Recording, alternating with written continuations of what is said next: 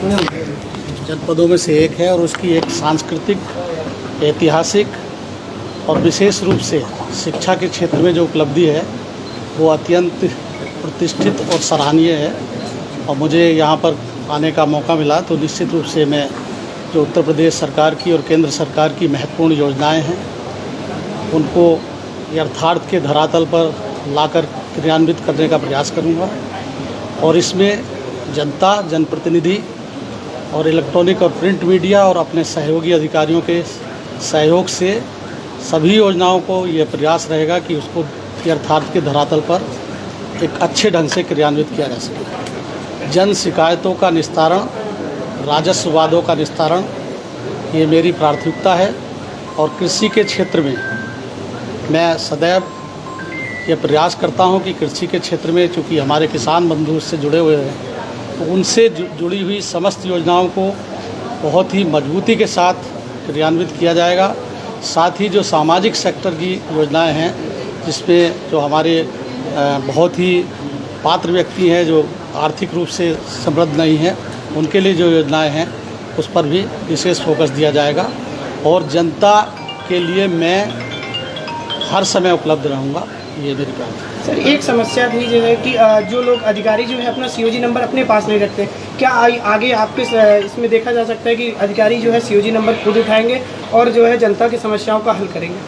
निश्चित रूप से सीओजी नंबर इसीलिए दिया जाता है कि वो पीड़ित व्यक्ति कोई अगर उस पर कॉल करता है तो उसको उठाया जाए और उसको समयबद्ध तरीके से उसको सुनकर निस्तारित किया जाए। लेकिन कभी कभी ऐसा होता है कि किसी राजस्व के कार्य में, न्यायालय में व्यस्त है या कहीं मीटिंग में व्यस्त है, तो ऐसी स्थिति में वो मोबाइल फ़ोन साइलेंट मोड पे रहता है या किसी को दिया जाता है। लेकिन मेरा सभी अधिकारियों को निर्देशित मेरे स्तर पर रहेगा कि जो शासन की प्राथमिकता है कि सीओजी को उठाएं और उसको रेस्पॉन्ड करें प्रॉपरली। जौनपुर में भूमि विवाद बहुत ज़्यादा है, तो भू माफियाओं को लेकर क्या रहेगा? भू माफियाओं के प्रति सरकार बहुत ही संवेदनशील है और सजगता से, दृढ़ता के साथ कार्रवाई करने के लिए प्रतिबद्ध है।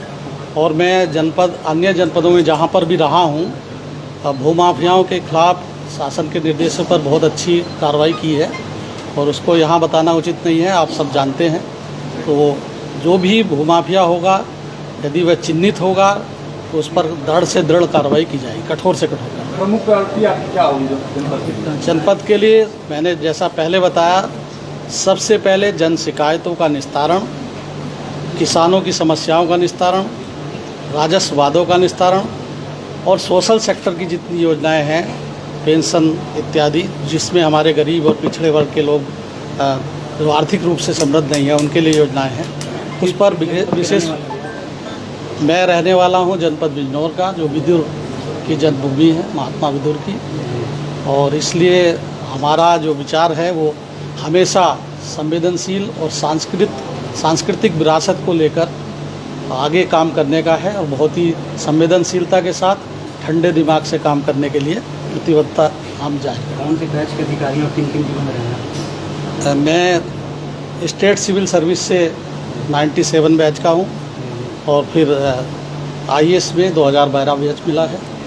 बहुत महत्वपूर्ण जनपदों में मैं रह चुका हूँ, PCS की, जैसे हरिद्वार, मुरादाबाद, सहारनपुर, मेरठ, गाजियाबाद, अलीगढ़ और इलाहाबाद, गोरखपुर।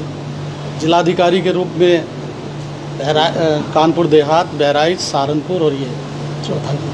सिविल लाइन की समस्या यहाँ पे देखिए, अभी आए हैं, आपका फीडबैक लिया जाएगा, अधिकारियों से और जनप्रतिनिधिगण से समन्वय स्थापित किया जाएगा और बिना जनप्रतिनिधि के सहयोग से या जनता के सहयोग से या आप लोगों के फीडबैक के माध्यम से किसी भी समस्या को निस्तारित करने की दिशा में तभी सार्थक कदम उठ सकता है जब उसको हम गहराई तक जाने की उसका मूल कारण क्या है और कैसे उसका निस्तारण हो सकता है। वर्तमान में माननीय मुख्यमंत्री जी के नेतृत्व में जितनी भी योजनाएं हैं उस पर दृढ़ता से कार्यान्वित किया जाएगा उनको, और पात्र व्यक्तियों को लाभान्वित किया जाएगा।